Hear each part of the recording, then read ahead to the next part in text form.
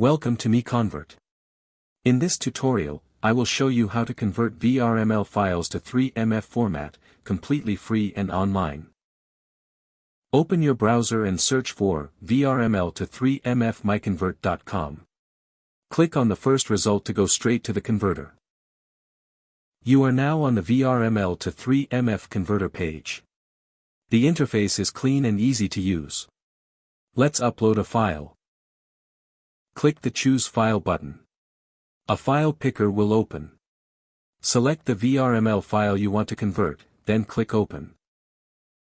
Your file is loaded and ready. You can see the file name, size, and destination format. Click Convert now to start the conversion. The conversion is in progress. You can see the progress bar moving. This usually takes just a few seconds. Done. Your file has been successfully converted. Click Download to save the 3MF file to your computer.